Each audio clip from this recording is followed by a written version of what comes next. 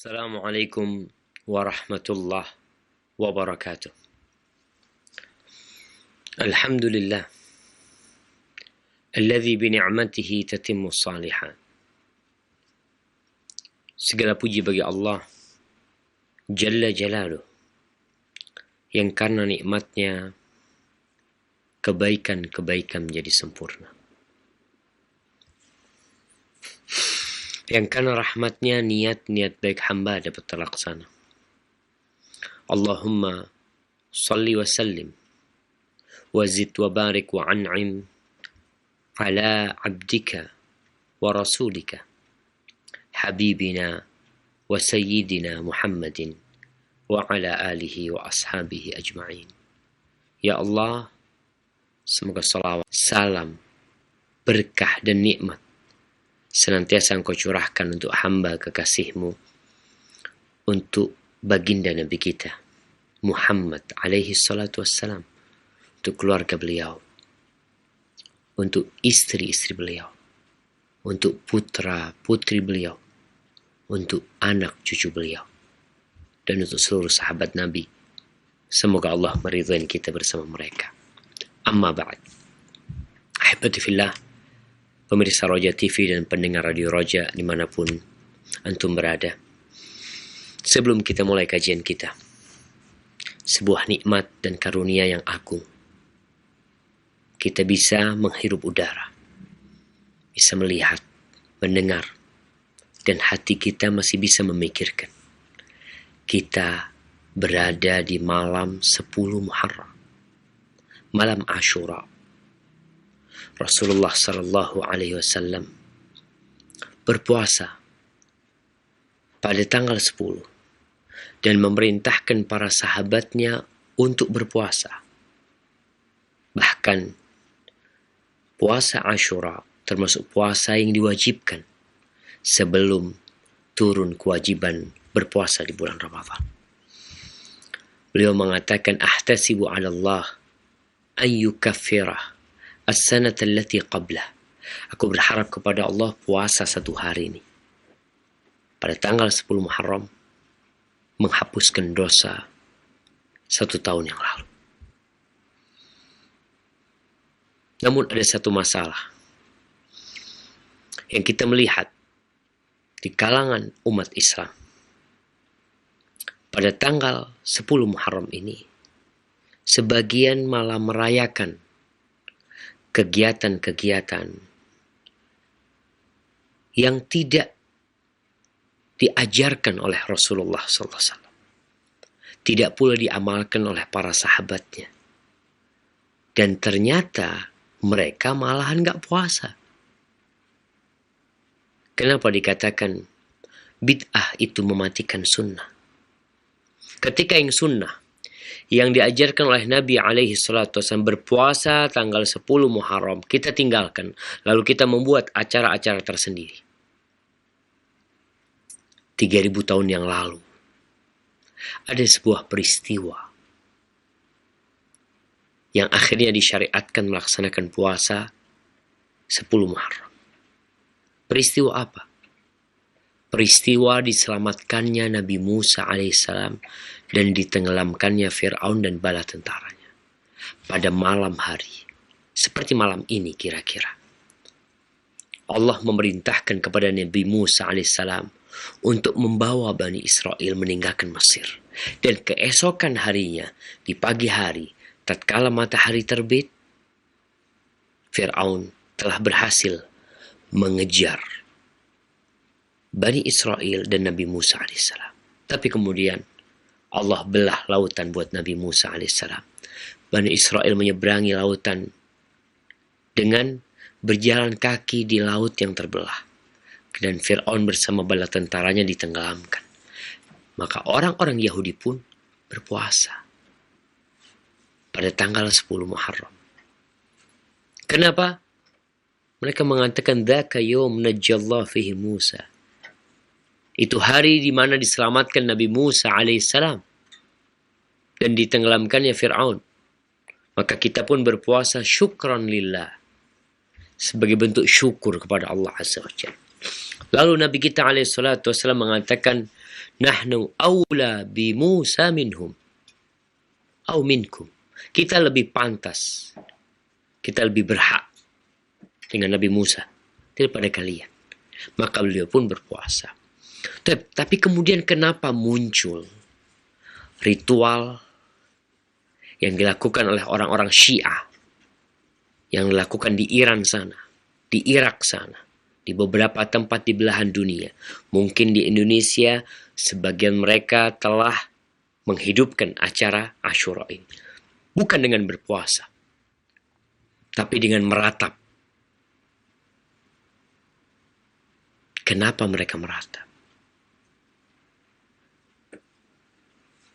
Pada tanggal 10 Muharram, kira-kira tahun 60 atau 61 Hijriah, cucu Rasul SAW yang bernama Husain dibunuh secara zalim. Setelah orang-orang Syiah di Kufah mengundangnya, diundang tuh dari Mekah agar datang ke Kufah. Sampai di Kufah dibiarkan Husain tanpa bantuan mereka, dan Husain pun terbunuh secara zalim. Lalu mereka meratapi karena merasa bersalah, menangis. Sebagian menggunakan pisau, pedang, menyakiti dirinya. Sebagian menggunakan pistol. Apa yang mereka kerjakan sebenarnya, jamaah? Ajaran siapa ini? Kalau bicara meratapi, manusia yang paling pantas untuk diratapi adalah Rasulullah Sallallahu Alaihi Wasallam. Beliau manusia termulia. Beliau lebih mulia daripada Husain, daripada Ali, daripada semua nabi. Dan coba dilihat, adakah hari kematian seseorang dijadikan momentum untuk meratapinya? Rasulullah SAW meninggal dunia. Ali bin Abi Thalib meninggal dunia, dibunuh Ali bin Abi Thalib. Ya. Apakah Hasan dan Husain mengadakan acara untuk meratapi kematian Ali bin Abi Thalib? Kemudian Hasan meninggal dunia. Kemudian Husain meninggal terbunuh. Kemudian orang-orang Syiah menjadikan tanggal 10 itu sebagai hari untuk meratapi Husain. Kalau engkau cinta dengan Husain, wahai umat Islam, engkau panggil Allah SWT. Engkau doakan Husain. Kalau engkau cinta dengan Husain, ikuti sunnahnya. Karena dia cucu Rasul SAW menghidupkan sunnah kakeknya. Husain, seorang sahabat Sayyidu Syababi Ahli Jannah. Dia alaihi salam adalah yang termulia di antara pemuda-pemuda surga. Selesai Husain berada di tempat yang mulia di sisi Allah Azza wa Jalla, lalu kenapa engkau meratapinya? Apakah Husain yang memintanya? Apakah Rasulullah SAW yang menyuruhnya? Apakah Ali bin Abi Thalib yang berwasiat untuk melakukan itu? Nggak ada. Selesai urusan Husain. Dia akan menjadi Sayyidu Syababi Ahli Jannah. Tapi begitulah, ketika syaitan ingin menyesatkan manusia, digiring perlahan-lahan dengan berbagai alasan. Kemudian mereka meninggalkan yang sunnah, berpuasa pada hari Asyura, memperbanyak doa ketika berpuasa, banyak-banyak beribadah, malah diganti dengan hari ratapan kepada Husain. Enggak. Selesai. Kalau kalian merasa melakukan kesalahan, bertobatlah kepada Allah Azza wa Jalla. Adapun Husain udah selesai. Kehidupan dunia ini sebuah kehidupan yang fana. Pernahkah engkau melihat ada seorang yang dibunuh lebih kejam daripada Husain? Siapa? Nabi Yahya alaihissalam. Disembelih dan kepalanya dihadiahkan kepada seorang pelacur. Kemudian apakah ada hari ratapan meratapi meninggalnya Nabi Yahya alaihissalam? Bapaknya seperti itu digaji sampai mati. Nabi Zakaria. Apakah ada hari ratapan meratapi Nabi Zakaria atau Nabi Yahya alaihi salam? Gak ada jemaah. Maka sekali lagi buat umat Islam yang cinta kepada Husain, doakan Husain. Ikutin sunnah kakeknya Husain. Itu sunnahnya Rasul sallallahu alaihi wasallam. Teruslah berjuang untuk menegakkan agama Allah ini. Kalau engkau merasa bersalah, istighfar, berdoa. Husain gak butuh dengan tangisanmu. Husain tidak butuh dengan ratapanmu. Karena dia adalah yang termulia di antara pemuda-pemuda surga. Barakallahu fikum. Maka ingat, besok puasa. Usahakan bangunkan anak-anaknya. Bangunkan pembantunya untuk berpuasa. Kita baru selesai puasa Arafah. Yang harapannya diampuni dosa tahun lalu dan tahun depan. Puasa Arafah berada di akhir bulan Hijriah. Dan puasa Asyura ada di awal bulan Hijriah. Kita tutup tahun lalu dengan berpuasa. Dan kita buka tahun ini dengan berpuasa. Optimislah menghadapi masa depan. Dan ketika engkau melihat hilal, jangan lupa berdoa. Mengatakan Allahumma ahillahu alaina bil amni wal iman. Ya Allah, jadikan awal bulan ini awal bulan yang penuh dengan keimanan dan keamanan. Wassalamati wal Islam. Jadikan bulan ini bulan yang penuh dengan keselamatan dan Islam. Rabbi wa rabbukallah. Tuhanku dan Tuhanmu adalah Allah. Tapi jamaah rahimakumullah, itu yang ingin anak ingatkan berkaitan dengan Asyura. Kita masuk ke pembahasan bab al-baghi. Bab 268. Bab al-baghi. Bab tentang kezaliman. Dan sudah kita sebutkan dua hadis yang berkaitan dengan kezaliman. Allah Azza wa Jalla mengatakan dalam sebuah hadis qudsi, ya ibadi, inni haramtu zulma ala nafsi wa ja'altuhu bainakum muharraman fala tadzalamu. Wahai hamba-hambaku, sesungguhnya aku mengharamkan perbuatan zalim untuk diriku sendiri dan aku menjadikannya haram atas kalian, maka jangan saling menzalimi. Di hadis nomor 590 Al-Imam Bukhari mengatakan hadatsana Uthman bin Salih qala akhbarana Abdullah bin Wahab qala hadatsana Abu Hani al-Khawlani an Abi Ali al-Jambi an Fudalah bin Ubaid عن النبي صلى الله عليه وسلم قال ثلاثة لا يسأل عنهم رجل فارق الجماعة وعصى إمامه فمات عاصيا فلا يسأل عنه وأمة أو عبد أبق من سيده وامرأة غاب عنها زوجها وكفاها مؤنة الدنيا فتبرجت وتمرجت بعده وثلاثة لا يسأل عنهم رجل نازع الله رداءه الكبرياء وإزاره إزه ورجل شك في أمر الله والقنوت من رحمة الله. Di sini Al-Imam Bukhari meriwayatkan dari Fudalah bin Ubaid dari Nabi alaihi salatu wassalam bahwa beliau bersabda, ada 3 manusia yang tidak akan ditanya tentang mereka. Nggak ditanya. Terus diapain mereka? Ya udah selesai. Urusan mereka kok nggak usah tanya. Mereka juga nggak akan ditanya. Mereka akan langsung diadab. Tentunya setelah ditegakkannya keadilan kepada mereka. Halak. Mereka binasa. Siapa 3 orang ini? Jangan-jangan kita termasuk salah satu di antara mereka. Kenapa penting menuntut ilmu agama? Karena sejatinya kalau ilmu dunia dikejar oleh banyak manusia, 6 tahun SD, 3 tahun SMP, 3 tahun SMU, kemudian kuliah 4 tahun, sibuk hanya untuk mempelajari salah satu pembahasan tentang urusan dunia. Lulus hanya faham bagaimana memperbaiki mobil, bagaimana membuat bangunan,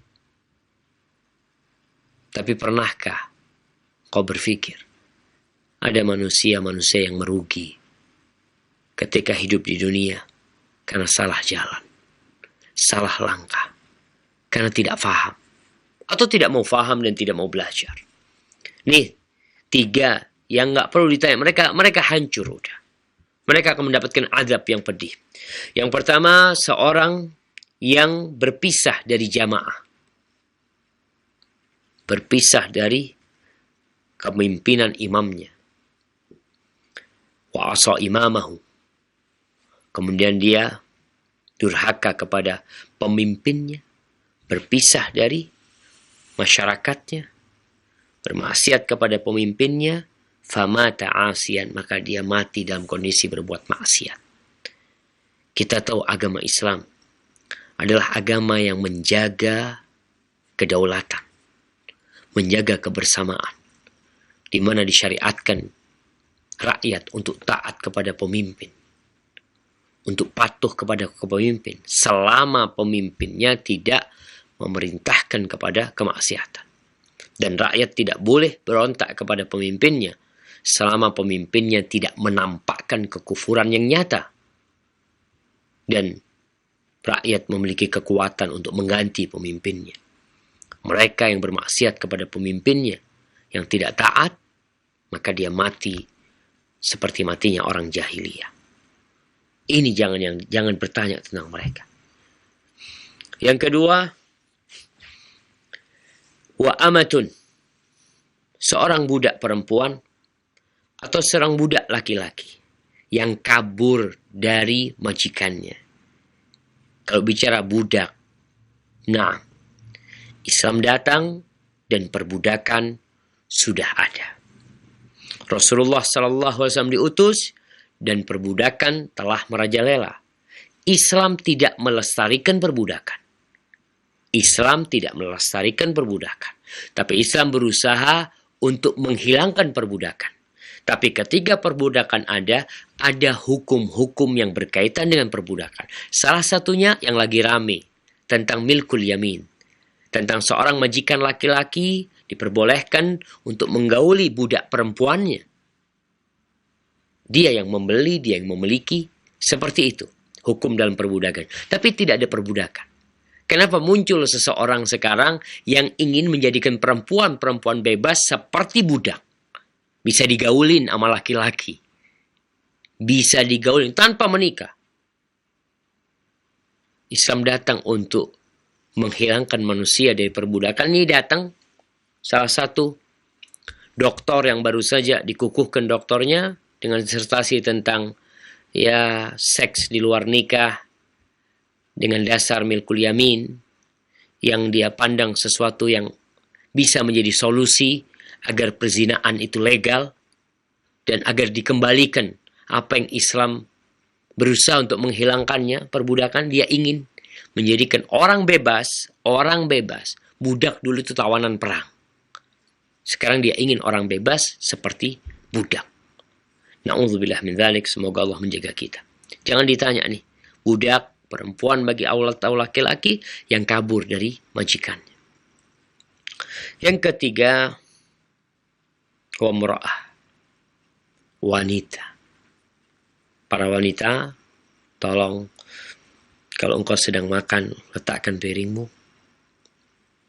Kalau engkau sedang santai, duduk yang tegak, dengarkan sabda Nabi SAW ini.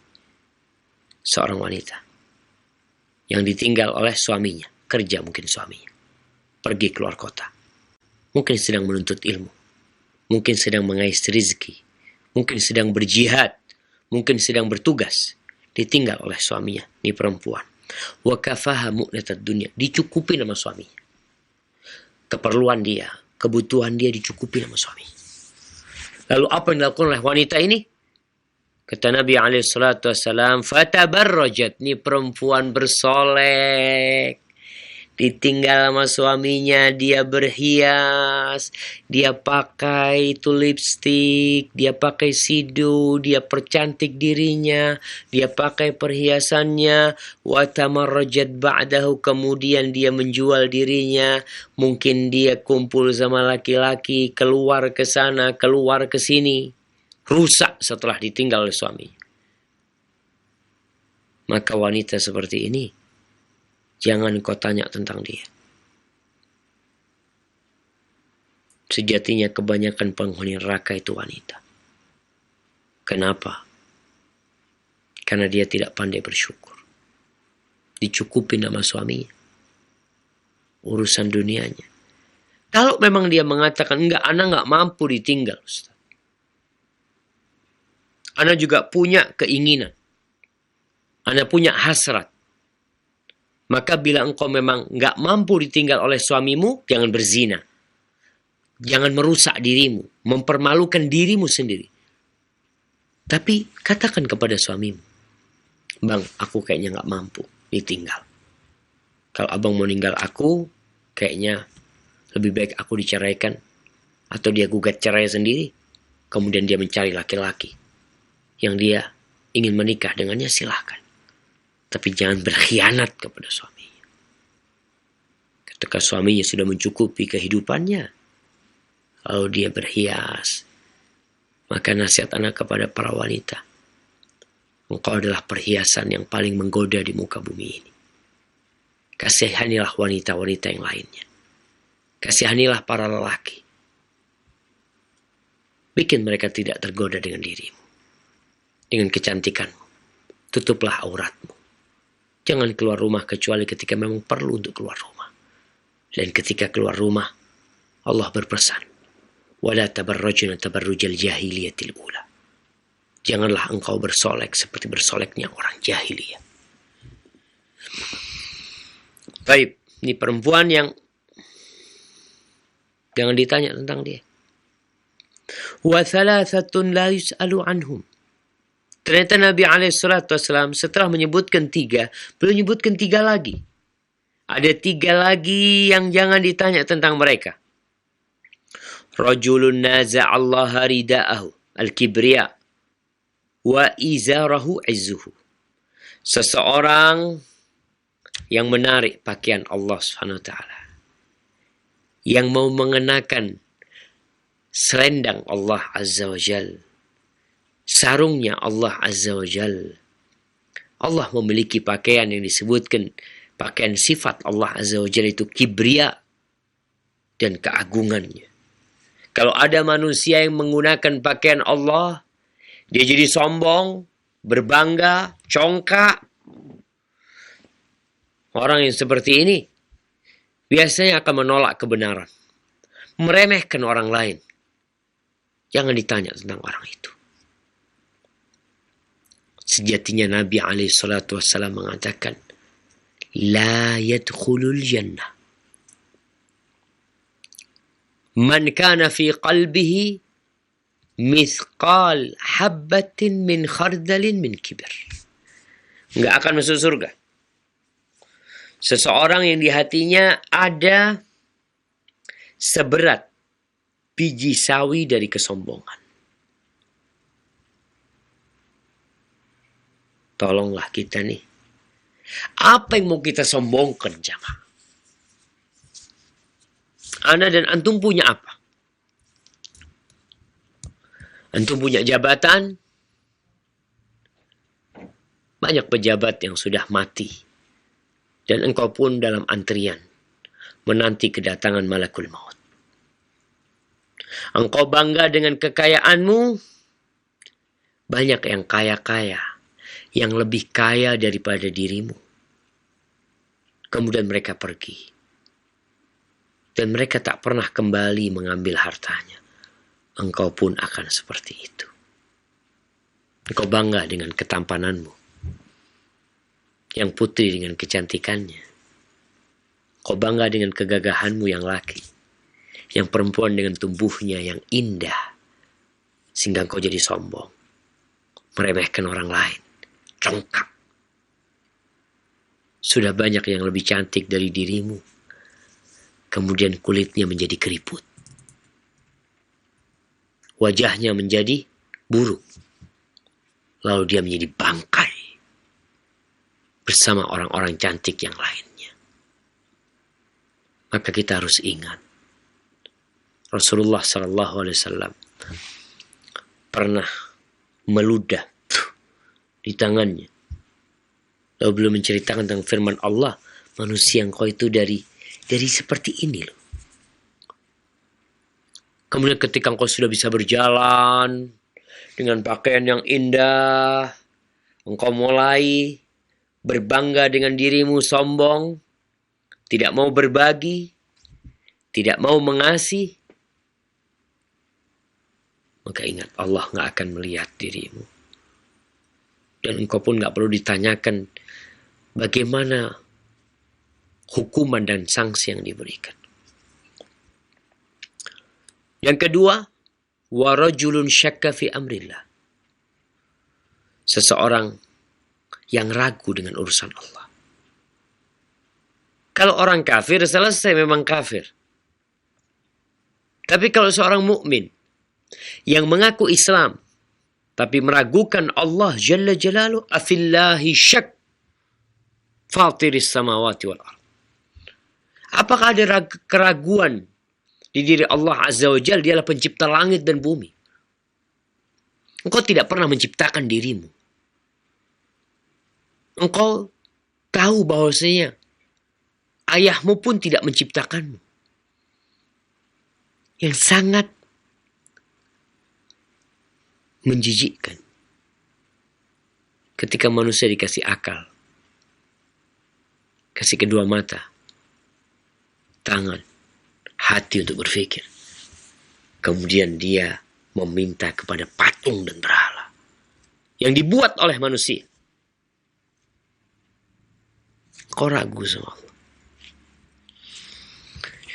Dan yang ketiga, wal qanutu min rahmatillah, dan putus asa dari rahmat Allah Azza wa Jalla. Putus asa dari rahmat Allah.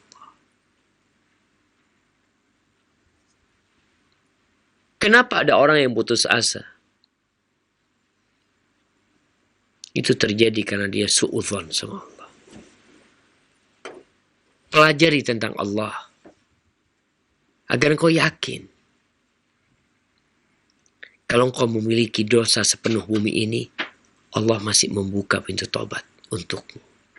Kalau susah hidupmu penuh dengan bencana, sebagian merasa sudah jatuh ketimpa tangga, melihat bala dan musibah tidak pernah terlepas dari dirinya.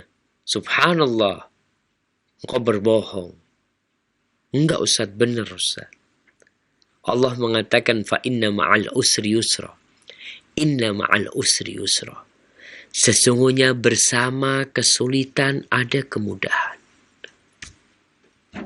Itu kata Allah. Sehingga kalau ada orang yang merasa hidupnya susah, kesulitan, tidak pernah berhenti, subhanallah, engkau tidak pernah mensyukuri kedua matamu yang bisa melihat. Engkau tidak pernah menyukuri kedua hidungmu yang bisa bernafas, lehermu yang bisa untuk menelan, mulutmu yang bisa untuk berbicara, telingamu yang bisa untuk mendengar, kakimu yang bisa untuk berjalan. Itu nikmat Allah. Lalu engkau mengatakan hidupmu susah terus. Seakan Allah nggak pernah ngasih kepada dirimu. Maka ini sebagian orang akhirnya putus asa. Jangan pernah putus asa. Allah Azza wa Jalla ala kulli syai'in qadir. Optimislah menghadapi kehidupan ini. Baik. Jadi ada 3 orang. Yang pertama, orang yang memberontak kepada pemimpinnya, yang berpisah dari jamaahnya. Yang kedua, hamba sahaya yang melarikan diri dari tuannya. Yang ketiga, wanita yang sudah dicukupi sama suaminya, kemudian suaminya pergi dalam sebuah urusan, tapi wanita ini akhirnya bersolek, berdandan, keluar rumahnya, jadi rusak dia, entah apa yang dia lakukan. Kemudian 3 lagi, yaitu seorang yang sombong, yang congkak. Yang kedua, seseorang yang meragukan urusan Allah Azza wa Jal. Dan yang ketiga, seorang yang putus asa dari rahmat Allah Azza wa Jal. Allah mengatakan, وَلَا تَيْأَسُ مِنْ رَوْحِ اللَّهِ إِنَّهُ لَا يَيْأَسُ مِنْ رَوْحِ اللَّهِ إِلَّا الْقَوْمُ الْكَافِرُونَ. Tidaklah berputus asa dari rahmat Allah kecuali orang-orang yang kafir. Barakallahu fiik. Tapi hadis yang selanjutnya. Ana izin minum dulu jemaah. Bismillah.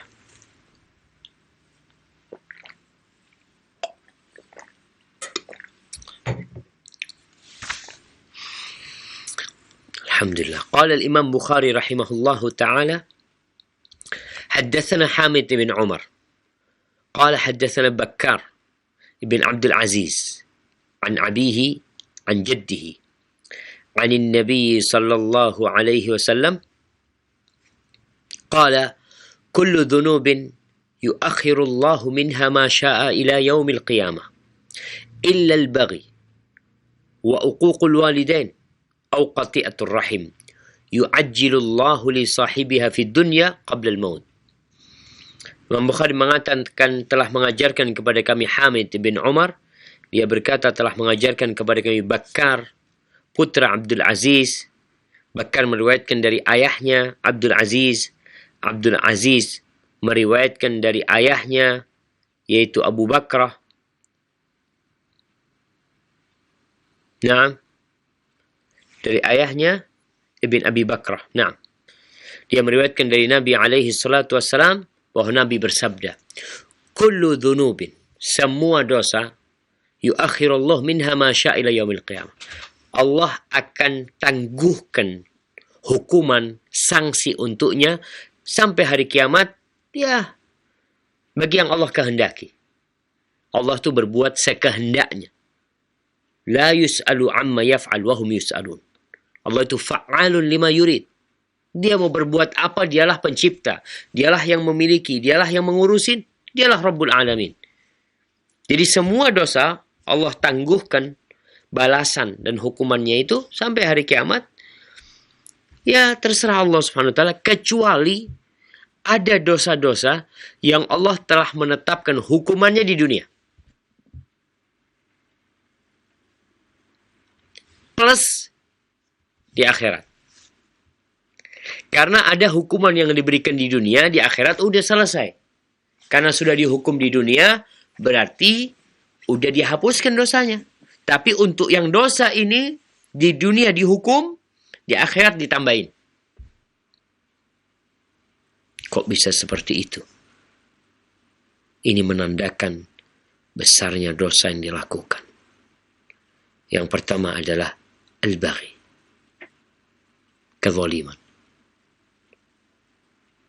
Allah sudah tetapkan, jangan menzalimin orang. Kecil besar, biasanya orang-orang kuat menzalimin orang yang lemah. Biasanya orang-orang besar menzalimi orang yang kecil. Biasanya orang-orang kaya menzalimin orang miskin. Biasanya. Tapi belum tentu. Maka tolong. Sebagian melakukan kezaliman dalam urusan harta. Dengan harapan dia hidup bahagia. Tidak akan pernah bahagia seorang yang melakukan kezaliman. Karena Rasulullah SAW udah jelasin akan dihukum di dunia. Yang kedua, wa uququl walidain. Durhaka kepada orang tua. Nih, buat teman-teman yang masih punya orang tua hidup. Ingat, keridhaan Allah berada di keridhaan orang tua. Orang tua antum ridha, silahkan berbahagia. Yang masih hidup orang tuanya, ilzam rijlaha, fa innal jannata tham. Jangan jauh-jauh dari orang tuamu. Tinggal dekat orang tuamu. Kumpul bersamanya. Disitulah ada surga.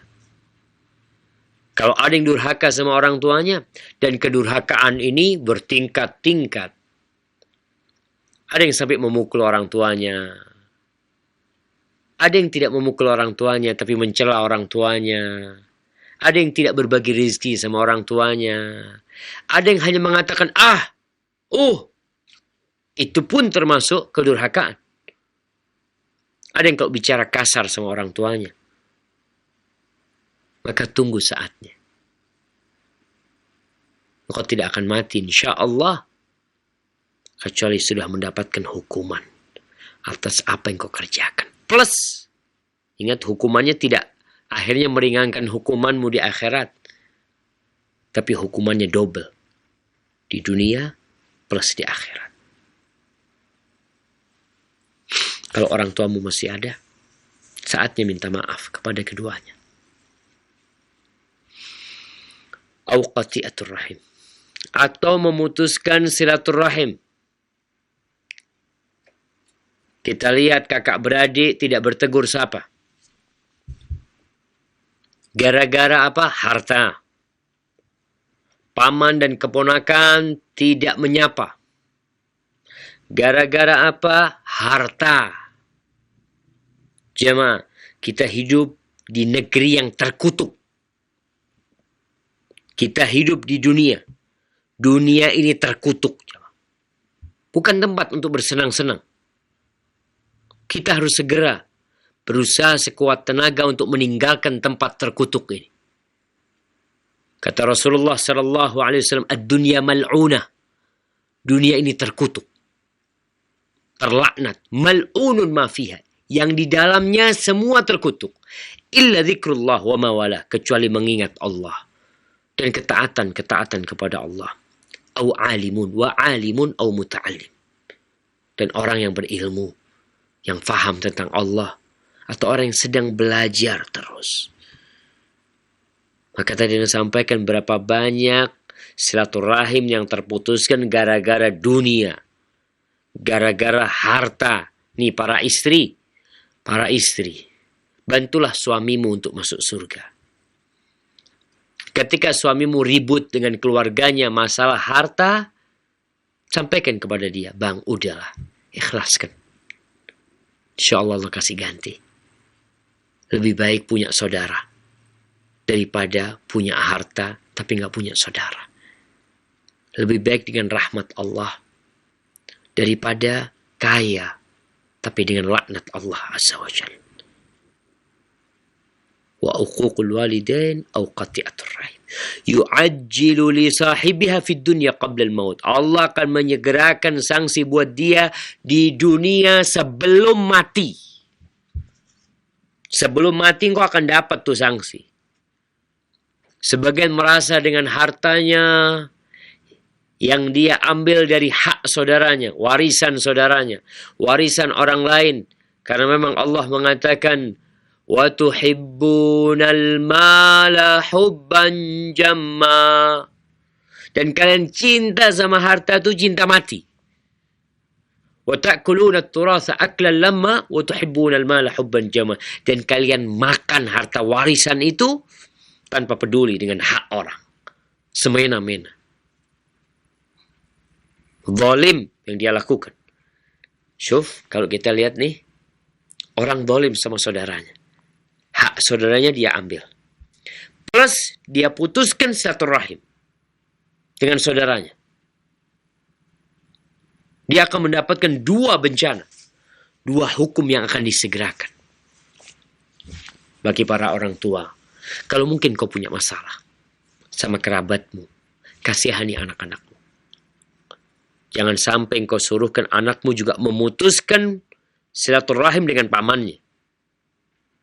Dengan, udah jangan ke pamanmu itu kayak gini, kayak gitu, jangan. Oke, kesalahan yang terjadi itu jangan sampai dibalas dengan kesalahan dari kita. Karena kalau enggak, yang memutuskan silaturahim tidak masuk surga, dan kita akan mendapatkan azab di dunia sebelum mati kita. Dan Allah tidak pernah tidur. Hayyun la yamut. Dia hidup dan tidak mati. Apapun yang kau kerjakan dari kezaliman, besar atau kecil, mungkin tidak terbukti di pengadilan, tidak terbukti bahwasanya engkau telah mengambil harta saudaramu, tapi engkau ngambil, tunggu. Sebentar lagi azab itu akan turun. Karena akan disegerakan sebelum mati plus yang ada di akhirat. Nah, kemudian hadis yang selanjutnya, Al-Imam Bukhari mengatakan, haddatsana Muhammad ibn Ubaid bin Maimun qala haddatsana Miskin bin Bukair al-Hadza al-Harrani an Ja'far bin Burqan an Yazid bin Asam qala sami'tu Abu Hurairah radhiyallahu anhu yaqulu yubsiru ahadukum القذاة في عين أخيه وينسى الجذل أو الجذع في عين نفسه قال أبو عبيد الجذل الخشب العالية الكبيرة. Ini mauquf dan diriwayatkan secara marfu juga. Bahwa Abu Hurairah mengatakan seseorang di antara kalian melihat kotoran yang kecil ada di mata saudaranya, dia kelihatan. Ini seperti peribahasa yang kita pelajarin ketika SD. Bunyinya apa? Gajah di pelupuk mata nggak kelihatan. Terus gajah di pelupuk, debu di seberang lautan nampak dengan jelas. Atau kerikil nampak dengan jelas. Di sini Nabi SAW. Kalau diriwayatkan secara marfu, Nabi yang mengatakan. Dan mauquf adalah ucapan Abu Hurairah. Banyak di antara kita itu, sebagian di antara kita, mungkin nggak banyak ya, semoga kita tidak termasuk dari yang melakukan itu. Suka mencari-cari kesalahan orang. Oh, fulan kayak gini, fulan kayak gini, fulan kayak gini. Taib. Fulan manusia biasa. Fulan melakukan kesalahan. Dia bukan malaikat. Tapi urusanmu apa? Ketika kita sering melihat aib orang, tugas kita menutupin aib tersebut dan bukan menyebarkannya. Man satara musliman satarahullah. Barang siapa yang menutup aib saudaranya, Allah akan menutup aib dia. Wa man tatabba'a aurata akhihi tatabba'a Allahu auratah. Wa man tatabba'a Allahu auratahu yafdahu wa in kana fi jawfi darihi. Atau kama qala Nabi SAW. Barang siapa yang mencari-cari kesalahan saudaranya, maka Allah akan ikutin semua kesalahan dia. Dan orang yang sudah Allah cari-cari kesalahannya, Allah akan bongkar kesalahan dia. Allah akan lecehkan dia walaupun dia sedang dalam rumah. Ini salah satu bentuk kezaliman. Seorang melihat kesalahan orang lain, gak peduli dengan kesalahannya sendiri. Disebutkan di sini ada batang pohon yang besar di depan matanya nggak kelihatan. Al-qadha, ada kotoran kecil di mata saudaranya kadang-kala kelihatan dia, subhanallah. Ahibati fillah. Sungguh orang itu hidup dalam rahmat Allah. Ketika disibukkan dengan aib dirinya dan tidak sibuk dengan aib orang lain. Dan bagi orang-orang yang suka mencari kesalahan orang lain. Idza kana baituka min zujaja fala tarmi buyutan nas bil hijarah. Kalau rumahmu terbuat dari kaca, jangan suka melempari rumah orang dengan batu. Hancur nanti rumahmu. Wal jaza'u min jinsil amal. Dan balasan itu sesuai dengan amalannya. Yang suka menutupin aib saudaranya, Allah akan tutupin aib dia. Kalau benar engkau itu orang yang ingin menasehati, maka datang kepada orang yang kau lihat kesalahannya, yang kau dengar kesalahannya, datang kepada dia. Assalamualaikum. Waalaikumsalam. Akhi, afwan banget ya. Kita nih sesama muslim. Kita harus saling menasehatin. Ana dapat informasi seperti ini. Apa benar? Kalau dia kata, iya benar. Lalu kita kasih nasihat. Nggak perlu kita berkoar-koar menceritakan kepada orang lain. Tujuan kita ngasih nasihat dia lah. Kalau memang kesalahan itu bukan kesalahan yang sudah diketahui orang, kalaupun sudah diketahui orang, kita kasih nasihat dia juga sembunyi-sembunyi. Kalau engkau memang ingin kebaikan. Tapi kalau yang kau inginkan adalah melecehkan saudaramu, menumbangkan kepribadian dia, atau membunuh karakternya, ya beda lagi. Tapi ada orang-orang yang memang berhak untuk dibunuh karakternya ketika dia melakukan kezaliman terang-terangan dan merusak orang lain. Kita perlu sampaikan hati-hati dengan fulan. Seperti yang lagi ramai sekarang sehingga MUI pun mengeluarkan fatwanya. Maka ingat, kita nih kadang-kala kezaliman terjadi karena kita lebih suka mencari kesalahan orang daripada sibuk dengan aib kita. Baik, kemudian hadis yang selanjutnya, Al-Imam Bukhari mengatakan haddatsana Abdullah ibn Muhammad قال حدثنا خليل بن أحمد قال حدثنا المستنير بن أخضر قال حدثني معاوية بن قرة قال كنت مع معقل المزني فأماط أذى عن الطريق فرأيت شيئا فبادرته فقال ما حملك على ما صنعت يا ابن أخي قال رأيتك تصنع شيئا فصنعته قال أحسنت يا ابن أخي سمعت النبي صلى الله عليه وسلم يقول من أماط أذى عن طريق المسلمين كتب له حسنة ومن تقبلت له حسنة دخل الجنة. Ini Imam Bukhari meriwayatkan dari Abdullah bin Muhammad. Dia berkata telah mengajarkan kepada kami Khalil bin Ahmad. Dia berkata telah mengajarkan kepada kami Al-Mustanir bin Akhdar. Dia berkata telah mengajarkan kepadaku Muawiyah bin Qurrah. Baik, Muawiyah bin Qurrah ini sedang berjalan bersama Ma'qil al-Muzani, seorang sahabat Nabi radhiyallahu ta'ala anhu. Baik, Ma'qil al-Muzani lagi berjalan, dia melihat sesuatu yang mengganggu di jalan. Ada sampah mungkin, ada batu, mungkin ada paku, ada duri, apalah yang biasa mengganggu di jalan. Maka Ma'qil bin Muzani mengambil barang itu, kemudian disingkirkan, dipinggirkan. Muawiyah bin Qurrah, seorang yang cerdas, dia berjalan sama gurunya. Ketika melihat sesuatu juga yang mengganggu di jalan, akhirnya Muawiyah bin Qurrah, dia yang maju ke depan menyingkirkan itu yang mengganggu di jalan. Lalu ditanya, artinya dia mendahului gurunya dalam membersihkan itu jalan.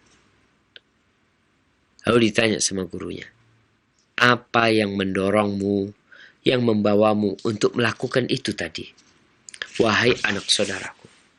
Kata Muawiyah bin Qurrah, aku melihatmu melakukan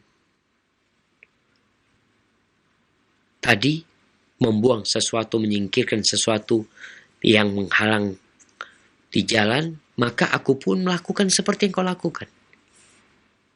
Manusia itu punya kecondongan untuk meniru. Oleh karena itu, kenapa kita perlu punya suri tauladan? Kita harus punya idola. Kalau idolamu pemain bola, kau akan main bola. Kalau idolamu penyanyi, kau akan nyanyi. Kalau idolamu bintang film, mungkin kau akan berangan-angan menjadi seperti mereka. Kalau idolamu seorang yang patuh kepada Allah Azza wa Jal, insya Allah engkau akan bersamanya masuk surga. Lalu kata Ma'qil al-Muzani, ahsanta ya ibn akhi, engkau telah melakukan kebaikan wahai saudaraku. Aku mendengar Nabi Muhammad sallallahu alaihi wasallam bersabda, Man amata adha, barang siapa yang menyingkirkan sesuatu yang mengganggu dari jalan umat Islam, maka akan ditulis bagi dia satu kebaikan. Dan barang siapa yang diterima satu kebaikannya, dia masuk surga. Ahibati fillah, kalau bicara kezaliman, ada orang-orang yang membiarkan dahan di jalan melintang, paku berserakan dibiarkan, maka sejatinya dia termasuk yang melakukan kezaliman. Nih umat Islam lewat sana, engkau tahu, mereka akan terganggu. Yang naik mobil mungkin akan bocor bannya, akan kecapean. Seharusnya engkau berusaha untuk menyingkirkannya. Dan ini termasuk iman. Ketika Rasulullah SAW berbincang tentang iman, beliau mengatakan iman itu ada 63, bukan 63, afwan. Ada, astaghfirullah. Nah, ada 60 lebih cabangnya. Al-imanu bid'un wa sittuna syu'bah atau bid'un wa sab'una syu'bah. Iman itu ada 60 atau 70 lebih cabangnya. Yang paling tinggi adalah la ilaha illallah. Yang paling rendah adalah imatatul adza anit tariq, menyingkirkan sesuatu yang mengganggu di jalan. Ini termasuk iman. Itu tidak dikeluarkan dari keimanan. Memang yang paling tinggi adalah la ilaha illallah. Jadi ketika kita berbincang tentang akhlak, tentang karakter, tentang adab dan etika, sejatinya akhlak itu termasuk dari keimanan, termasuk dari akidah seseorang yang harus dia yakini dan dia praktekkan dalam kehidupan ini. Wal haya'u syu'batun minal iman. Dan kita nggak tahu amalan mana yang memasukkan kita ke surga, karena sejatinya seorang masuk surga dengan rahmat Allah Azza wa Jal. Namun ada seseorang yang lewat di jalan, kemudian dia melihat ada dahan bighusni syajaratin, ada dahan yang melintang di jalan, dia ambil, kemudian dia singkirkan dengan mengatakan la yu'dhi hadzal muslimin, ini enggak boleh ganggu umat Islam. Disingkirkan, lalu Allah ampuni dia dan Allah memasukkannya ke dalam surga. Maka berkaitan dengan kezaliman, kalau engkau melihat sesuatu yang bisa menyakitin umat Islam, jangan dibiarkan. Ketika engkau membiarkan, engkau termasuk membiarkan kezaliman itu terjadi. Dan engkau termasuk orang-orang yang zalim. Apalagi saudara-saudara kita yang buang sampah di sungai, buang sampah di jalan. Sehingga sungai itu sekarang masih belum turun hujan. Sehingga sungai-sungai kering, sampah dibuang, mungkin dalam bayangan dia tidak membahayakan. Akan datang satu hari ketika Allah menurunkan air hujan, maka terjadi banjir. Kemudian engkau akan mengganggu banyak umat Islam. Dan engkau punya peran ketika membuang sampah di sana. Tunjukkan imanmu dengan cara membuang sampah pada tempatnya. Barakallahu fikum. Itu yang bisa kita kaji pada kesempatan kali ini. InsyaAllah kita akan masuk ke bab selanjutnya pada pertemuan yang akan datang. Hadza wallahu a'lam bishawab. Mungkin kita masuk ke sesi tanya jawab. Nah, silahkan. Jazakumullahu khairan, kami sampaikan kepada Ustaz Dr. Syafiq bin Riza Basalamah MA Hafizahullah Ta'ala yang telah memberikan nasihatnya kepada kita di malam hari ini. Dan kami sampaikan kepada Anda para pemirsa Roja TV dan pendengar Radio Roja dimanapun Anda berada, Anda dapat bergabung dalam sesi tanya jawab dengan mengirimkan pertanyaan Anda. Dan untuk selanjutnya kita akan masuki pertanyaan melalui pesan singkat yang telah masuk terlebih dahulu, yakni dari hamba Allah yang terkait dengan pertanyaan mengenai kezoliman, Ustaz. Pertanyaannya, apakah kezoliman boleh dibalas dengan kezoliman? Mohon penjelasannya, Ustaz. Barakallahu fikum. Baik. Berkaitan dengan kezaliman. Seorang yang dizalimi, dia berhak mengambil haknya. Bukan dengan menzalimin orang itu, tapi dia mengambil haknya. Ketika ada orang yang memukul kita, kita berhak untuk memukul dia, tapi dengan cara melalui hukum yang ada. Ada orang yang mencuri, kita berhak untuk melaporkan dia supaya dia dihukum. Ada orang yang melakukan pembunuhan, Dia berhak dibunuh, tapi bukan kita yang melakukannya. Dan berkaitan dengan kezaliman ini, kita dibolehkan untuk mendoakan orang yang zalim itu agar mendapatkan bencana. Siapapun orang itu, ketika mendapatkan orang melakukan kezaliman dan engkau termasuk korbannya, maka angkat tanganmu. Bukan kita membalas kezaliman dengan kezaliman, enggak. Kita membalas kezaliman dengan mengambil hak kita. Dan kata Rasul sallallahu alaihi wasallam, ittaqi da'watil mazlum. Hati-hati engkau dengan doanya orang yang dizalimin. Fa innahu laysa bainahu wa bainallahi hijab. Karena doa orang yang dizalimi tidak ada hijabnya. Jadi ketika orang menuntut haknya, tidak dikatakan dia zalim. Matrul ghani zulmun. Orang yang punya duit kemudian menunda-nunda pembayaran hutang itu termasuk kezaliman. Yuhillu irdahu wa uqubatahu. Dia pantas untuk dicela, dia pantas untuk mendapatkan hukuman. Artinya orang yang terhormat ini gara-gara dia nunda-nunda bayar hutang, kita laporkan orang itu. Nggak ada masalah. Dan kita tidak menzalimin dia. Kita sedang mengambil hak kita. Kemudian jamaah, kalau bicara mengambil hak, jangan sampai akhirnya kita berlebihan. Sudah ada aturannya. Memang ada orang yang dipukul sehingga giginya rontok. Satu rontok. Ketika kau balas dengan memukul dia, mungkin yang rontok 2 gigi dia. Tapi ada hukum yang berlaku. Bagaimana orang itu juga dipatahkan 1 giginya dan bukan 2. Begitu pula dengan jari umpamanya. Dia mendoliminmu dengan memotong jarimu. Dia pun dipotong jarinya. Tapi dengan proses hukum yang ada. Hadza wallahu a'lam bissawab. Nah. Jazakallahu khairan, kami sampaikan kepada Al-Ustaz Dr. Syafiq bin Riza Basalam hafizahullah ta'ala yang telah menjawab pertanyaan dari Bapak Urip tadi di Bandung terkait dengan membalas kezaliman dengan kezaliman. Dan untuk selanjutnya kita akan angkat kembali pertanyaan melalui line telepon. Kami persilahkan. Iya. Assalamualaikum Ustaz. Waalaikumsalam warahmatullahi wabarakatuh. Dari siapa di mana Bapak? Dari Pak Ahmad Rahul. Baik, silakan Pak. Ya. Begini Ustaz. Mungkin menyimpan dari tema atau sedikit-sedikit dari tema. Iya. Bagaimana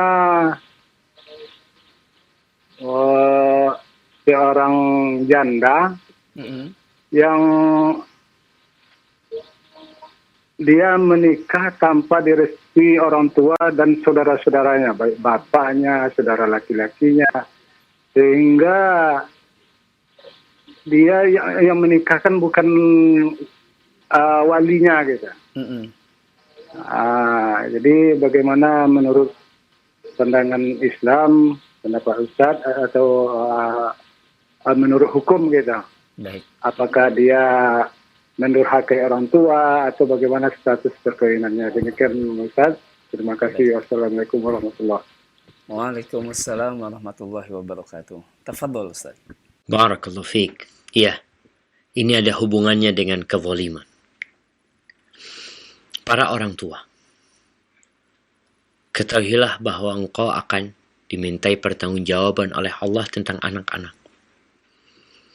Gimana dengan pertanyaan tadi, seorang anak janda yang menikah tanpa restu orang tuanya, tanpa persetujuan keluarganya. Kita bicara hukum pertama, hukum wali.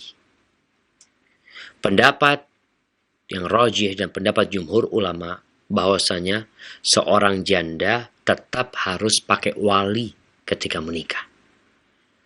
Hanya perbedaannya, ini buat para orang tua, ketahuilah janda itu memiliki kekhususan. Dia sudah pernah menikah. Sehingga kata Nabi SAW, al-bikru tusta'dhan wathayyibu tusta'mar.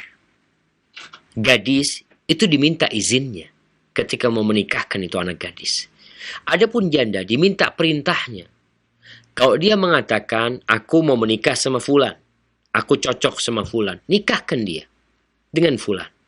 Selama fulan itu ya baik umpamanya. Secara agama akhlaknya baik. Tapi gimana kalau fulan ini nggak baik akhlaknya Ustaz? Jadi kasih penjelasan itu anak. Ada komunikasi yang baik. Kemudian sampaikan, kita carikan engkau yang baik. Kadangkala orang tua ini nggak nyarikan buat anaknya dapat sendiri umpamanya di dalam kehidupan sekarang, akhirnya kerepotan orang tua. Bahkan ada janda-janda muslimah yang na'udzubillah akhirnya menikah dengan orang-orang kafir. Berkaitan dengan nikah yang tidak ada walinya maka tidak sah. Bagaimana dengan janda tersebut supaya dia bisa menikah?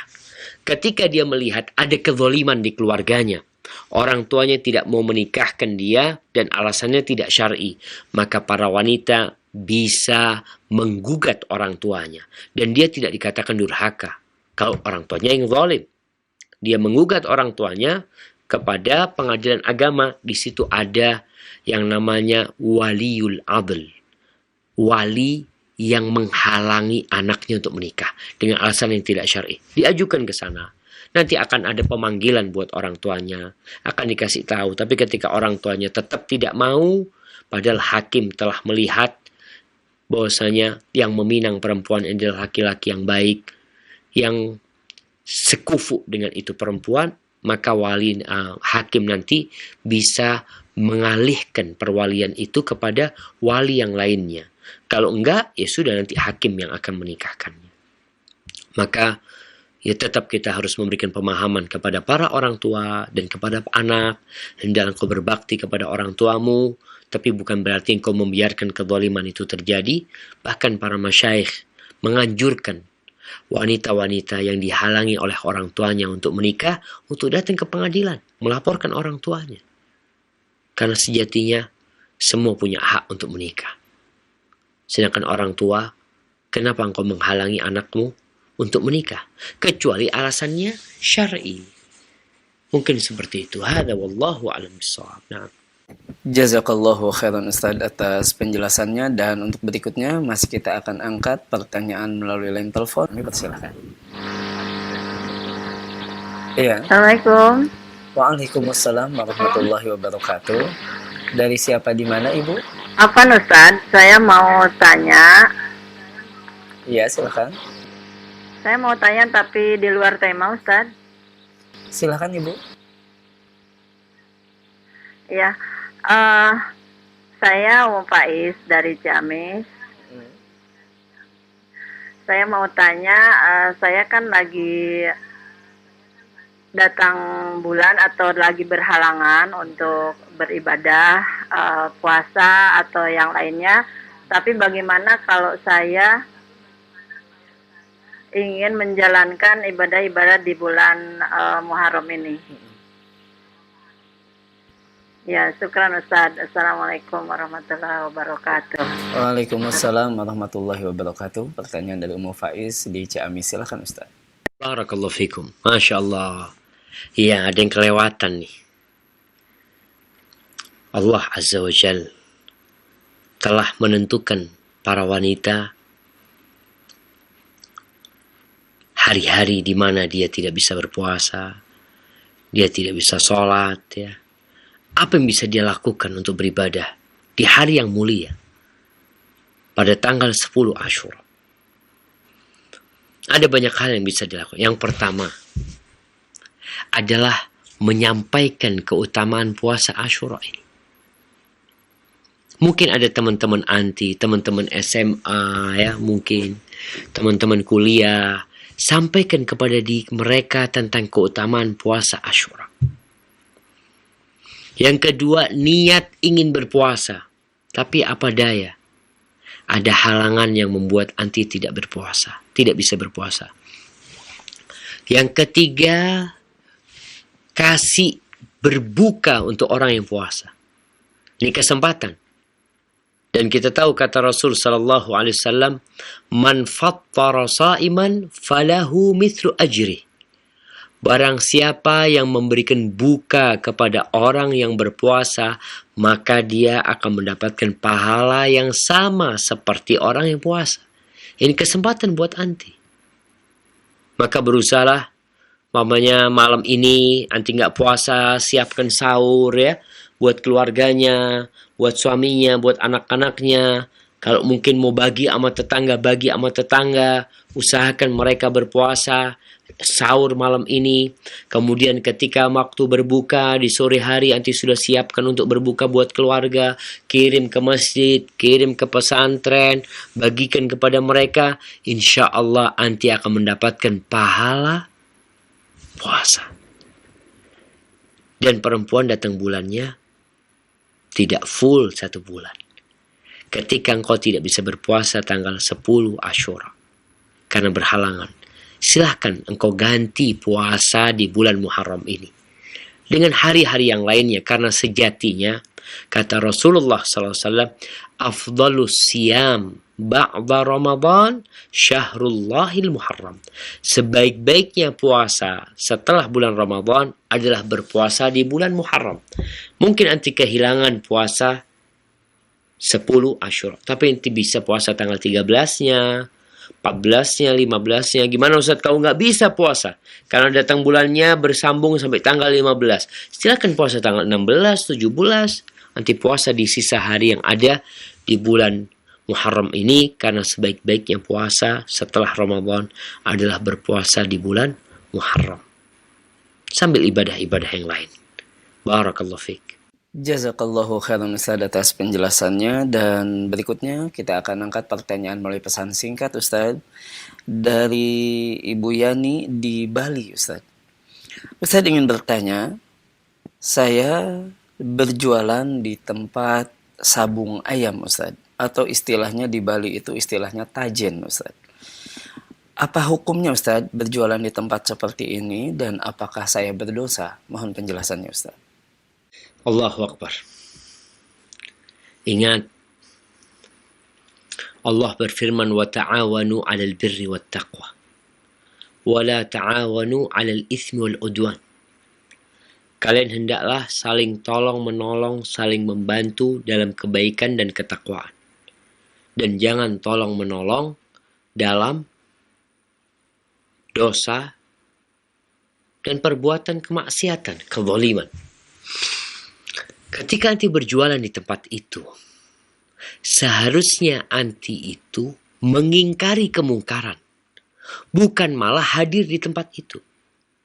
Kalau mungkin anti mengatakan, Ustaz, ana nggak bisa, ana tidak punya kekuatan mengingkari kemungkaran. Nah, dalam hadis Abu Hurairah dan hadis Abu Sa'id Al-Khudri radhiyallahu anhuma, Rasulullah sallallahu alaihi wasallam mengatakan, man ra'a minkum munkaran falyughayyirhu biyadihi. Barang siapa di antara kalian melihat kemungkaran, hendaklah dia merubah dengan tangannya. Fa in lam yastati' fa bilisanihi. Apabila dia tidak mampu, maka hendaklah dia merubah dengan lisannya.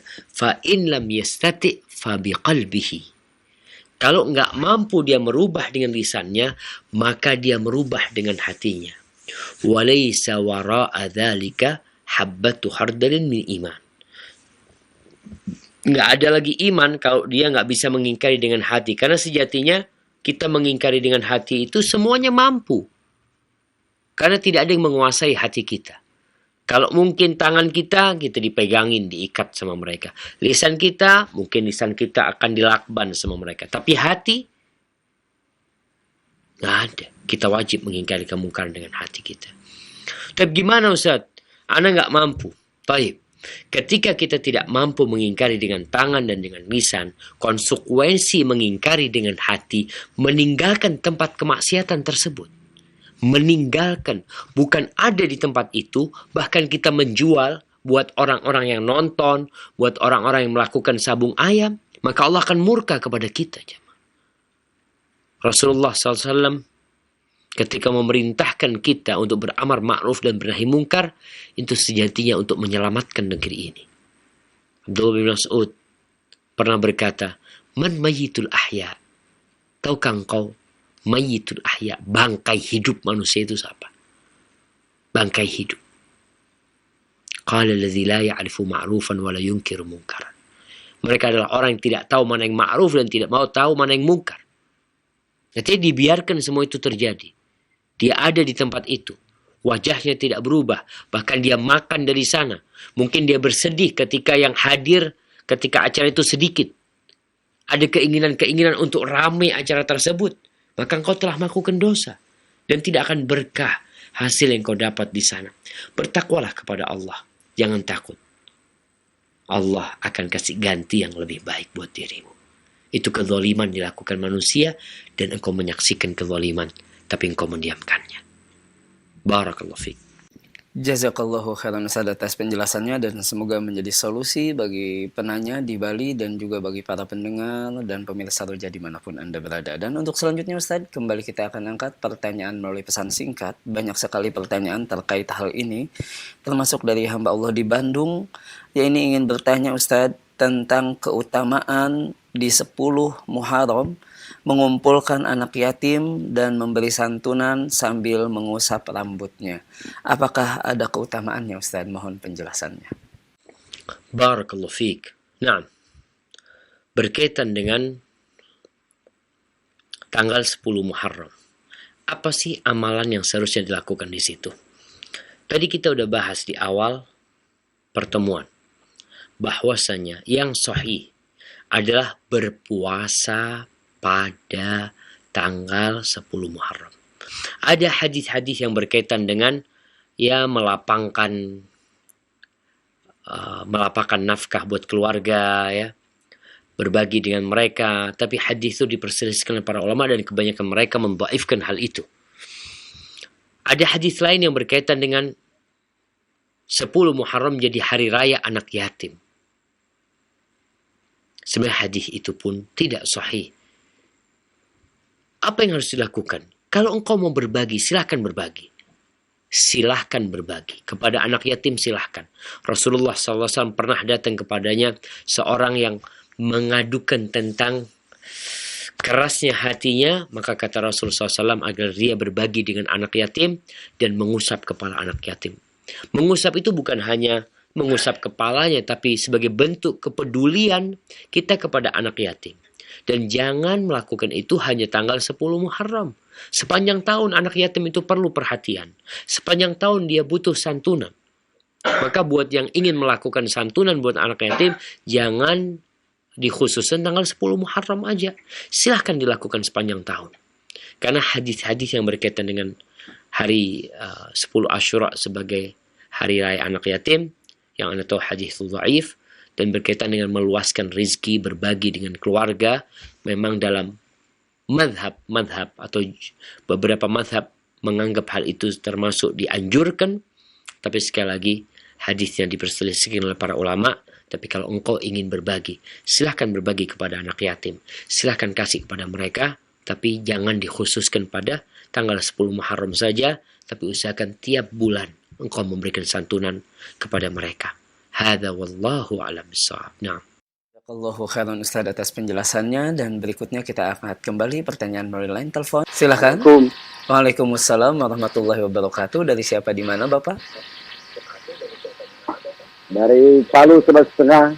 Dari Palu. Silakan Bapak. Ya. Begini Pak Ustaz. Saya mau tanya hanya pelaksanaan masalah pelaksanaan meninggalnya almarhum. Sedangkan almarhum tersebut ketentuannya ke Islam, ke Kristen. Jadi pelaksanaan ini Pak, saya laksanakan. Tapi kalau ke kampungnya dia di Islam. Tapi kalau lagi ke kampung halamannya sendiri, dia ke Kristen. Jadi pelaksanaan ini saya mau tanya Pak Ustadz, apakah bagaimana kita melaksanakan ini? Apakah kita dibolehkan untuk dari Muslim melaksanakan? Baik. Yang meninggal Kristen Pak? Ya, artinya begini Pak, dia ini termasuk Islam. Oh, udah masuk Islam. Ya, setelah dia kembali lagi ke negerinya, ke kampung halamannya, dia masuk lagi ke agamanya. Oh, begitu. Baik. Nah, sama, ya, setelah kembali dia meninggal Di kampung halaman. di kampung yang sekarang dia tinggali. Baik, baik. Kalau istrinya orang Islam. Bagaimana Pak pelaksanaannya? Itu Pak. Ya Ustaz. Baik, jazakallahu khairan. Assalamualaikum warahmatullahi wabarakatuh. Waalaikumsalam warahmatullahi wabarakatuh. Tafadhol Ustaz. Jamaah, ya Allah ya, sedih kita. Rasulullah SAW mengatakan badiru bil a'mal fitanan kaqita'il lailil mudhlim yusbihur rajulu mu'minan wa yumsi kafiran wa yumsi mu'minan wa yusbihu kafiran yabi'u dinahu bi'aradin minad dunya. Kalian segeralah beramal, jangan menunda-nunda, jangan mengatakan nanti sebelum datang fitnah, kekacauan seperti potongan malam gelap gulita yang orang jadi bingung ketika itu. Sorenya masih beriman, paginya sudah kafir, paginya beriman, sorenya sudah kafir, sudah murtad. Apa yang dia lakukan? Dia jual agamanya untuk mendapatkan sedikit kenikmatan dunia. Kalau tadi dikatakan bingung, dia di kampungnya Kristen, tapi di kampung sini dia jadi Islam, maka perlu dipastikan dia ini Muslim atau tidak. Kalau dia Muslim dan meninggal di kampung Kristen, maka tetap diurusin dengan pengurusan jenazah umat Islam. Kalau dia Muslim. Tapi kalau dia Kristen memang, artinya dia pura-pura Islam, walaupun dia mati di kampung yang Muslim, tapi orang tahu dia ini nggak Muslim, maka pengurusan jenazahnya sesuai dengan agama dia. Biarkan keluarga yang Kristen. Kalau nggak ada keluarganya yang Kristen di sana dan kita tahu dia itu nggak Islam, ya kita kuburkan dia. Kita kuburkan.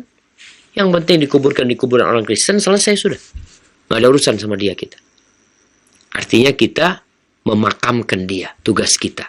Ketika dia meninggal di kampung Islam dan kita tahu dia bukan orang Islam. Kalau ada keluarganya yang Kristen yang mengurusin, silahkan. Tapi kalau dia Muslim, walaupun dia meninggal di kampung halaman yang Kristen dan kita tahu dia itu Muslim, tempat kita, dia lagi pulang meninggal di sana, maka umat Islam harus berusaha mengambil itu jenazah dan memakamkannya sebagai seorang Muslim, dimandikan, dikafani, disolati, kemudian dimakamkan di pemakaman umat Islam. Mungkin seperti itu ya. Wallahu a'lam, ana tidak terlalu faham dari pertanyaan tadi, tapi secara umum seperti itu kondisinya. Seorang yang Muslim, walaupun mati di kampung orang-orang kafir, mungkin dia punya keluarga memang non-Muslim umpamanya, maka keluarga yang Muslim harus mengambil jenazah itu dan memakamkannya secara Islam. Tapi kalau dia non-Muslim, mati di kampung yang Islam, ya tetap kita tidak tidak memberlakukannya sebagai seorang Muslim, tapi sebagai orang kafir yang tugas kita adalah memakamkannya. Dimakamkan, selesai tugas kita. Hadza wallahu a'lam bissawab. Nah. Jazakallahu khairan Ustaz atas penjelasannya, dan berikutnya masih kita akan angkat pertanyaan melalui line telepon. Kami persilahkan. Iya. Halo, Assalamualaikum. Waalaikumsalam warahmatullahi wabarakatuh. Dari siapa, di mana Bapak? Dari Sumatera Utara, Pak. Dari Sumatera Utara. Silahkan Bapak. Ya. Begini Pak Ustadz yang dimuliakan Allah. Saya ada baru menjual harta ataupun mobil dari ayah saya. Jadi secara tidak permisi saya daftarkan uang itu untuk berangkat haji. Setelah itu saya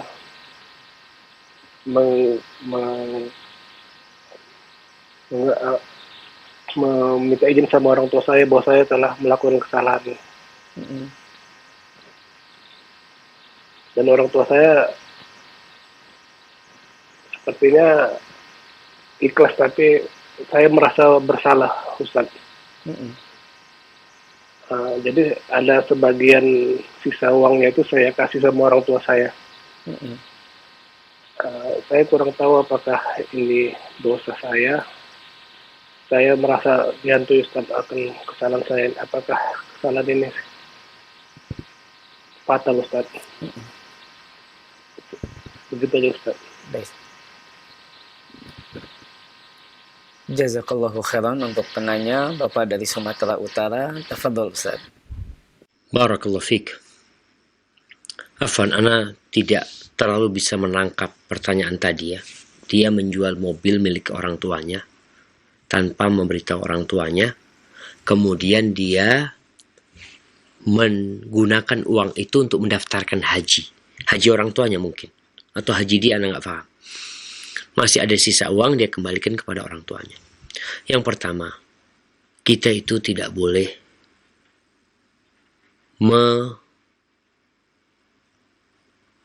bertindak semena-mena dengan harta yang bukan milik kita. Nggak boleh kita jual mobil punya adik kita, punya orang lain. Karena persyaratkan jual beli itu harus sesuatu yang kau miliki. Ketika kau menjual milik orang lain, kau melakukan kezaliman di sini. Kau tidak berhak melakukan itu. Walaupun itu milik orang tuanya. Orang tua berhak dengan harta anaknya, tapi anak nggak berhak dengan harta orang tuanya. Kecuali yang diberi sama orang tuanya. Maka nasihat anak kalau seperti itu yang terjadi. Yang pertama, minta maaf kepada orang tua. Yang kedua, berjanji untuk menggantinya. Katakan orang tua, ini kesalahan anak, doakan anak bisa mengganti itu semua. Dan kalau memang alasanmu tadi ingin memberangkatkan haji orang tua, atau engkau haji, maka ya berangkat haji adalah kewajiban buat orang yang mampu. Tapi ketika orang itu mampu tidak mau berangkat haji, bukan berarti kita punya hak menjual barang dia untuk mendaftarkan haji dia. Tapi tugas kita adalah bagaimana mendakwain orang tua agar dia mau berangkat haji. Kecuali engkau punya rezeki sendiri, engkau daftarkan orang tua haji dengan uangmu, selalu katakan, ayah alhamdulillah anak punya rezeki, anak daftarkan ayah untuk berangkat haji, mudah-mudahan ayah berkenan, ayah, seperti itu. Tapi bukan tadi dengan mengambil harta orang tua lalu digunakan untuk haji. Maka nasihat ana, antum istighfar, minta ampun sama Allah SWT, kemudian datang minta maaf sama orang tua, kemudian minta keridhaannya. Yang ketiga, sampaikan antum berusaha untuk mengganti apa yang telah antum jual, dan semoga bisa dilaksanakan dalam waktu yang dekat ya. Karena kita tahu tadi termasuk dosa yang akan disegerakan hukuman adalah durhaka sama orang tua. Hadza wallahu a'lam bissawab. Jazakallahu khairan Ustaz atas penjelasannya, dan untuk berikutnya kembali kita akan angkat pertanyaan melalui pesan singkat. Sudah ada penanya, banyak penanya, salah satunya dari Putri di Rokan Hulu, Ustaz. Ingin bertanya Ustaz, saya mengajar di SMP umum Ustaz. Dan di sana salah satu kebiasaannya yaitu bersalaman antara murid dengan gurunya. Bagaimana hukumnya Ustaz bersalaman dengan murid laki-laki dan menghindarkan agar jangan sampai siswa menunduk ketika mencium tangan gurunya? Mohon penjelasannya Ustaz. Ini salah satu fenomena yang kita lihat yang harus kita perbaiki. Tahun 2013 itu Indonesia sudah darurat perzinaan, seks bebas. Menurut data yang Anda baca, semoga tidak salah, dari Menkes dan Komite Perlindungan Anak, bahwa 62,7% itu remaja pernah melakukan seks bebas. Tahun 2013, bagaimana dengan tahun sekarang? Apa penyebabnya? Ya, salah satu penyebabnya memang mudahnya sarana untuk berzina. Banyaknya sarana-sarana yang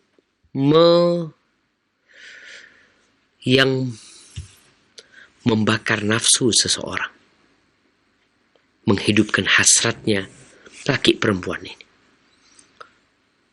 Di antaranya adalah bercampur baurnya laki dengan perempuan. Laki sama perempuan ini nggak boleh dicampur ketika mereka sudah balik. Mereka sudah punya keinginan. Anak-anak SMP berzina banyak. Mereka pergi ke pantai, mereka pergi ke gunung, rekreasi. Karena mereka sudah besar. Mereka sudah puber dan mereka punya keinginan untuk itu. Seharusnya dipisahkan. Dan alhamdulillah ada sekolah laki khusus untuk laki-laki, perempuan untuk perempuan. Tujuannya adalah untuk kebangkitan bangsa ini. Agar mereka serius belajar. Yang laki serius belajar, yang perempuan serius belajar. Ketika sudah lulus, silahkan mau nikah nantinya. Mereka dapat ilmu yang bermanfaat, bisa untuk memajukan negeri ini. Yang laki dapat, yang perempuan dapat, kemudian menikah dengan halal, Allah akan rahmatin dan berkahin pernikahannya insya Allah. Terus kembali kepada pertanyaan tadi, guru perempuan. Tugas guru perempuan tolong kalau memang ngajar di sana, pisahkan laki sama perempuan. Perempuan taruh di belakang, laki atau gimana lah. Kalau anti guru perempuan, maka yang perempuan diletakkan sehingga tidak bercampur baur dengan yang laki-laki. Kalau bersalaman, ingat Rasulullah SAW tidak bersalaman dengan wanita. Sahabat-sahabat wanita tidak berebut tangan Rasulullah SAW. Tidak. Seperti yang terjadi sekarang. Mungkin berebut tangannya ustadz perempuan. Enggak, Rasulullah tidak. Beliau mengatakan inilah usafihun nisa.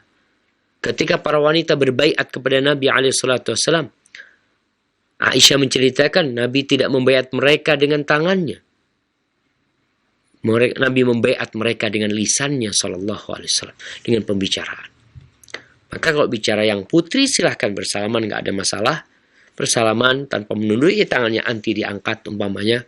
Kalau memang mereka bersalaman mencium tangan, kalau enggak usah mencium tangan. Adapun yang putra tidak perlu bersalaman dengan yang putri, karena Rasulullah SAW tidak mengajarkan itu. Tapi mungkin itu menjadi penutup untuk kajian kita pada malam ini. Sampai berjumpa kembali. Semoga senantiasa dalam lindungan ilahi. Wassalamualaikum warahmatullahi wabarakatuh.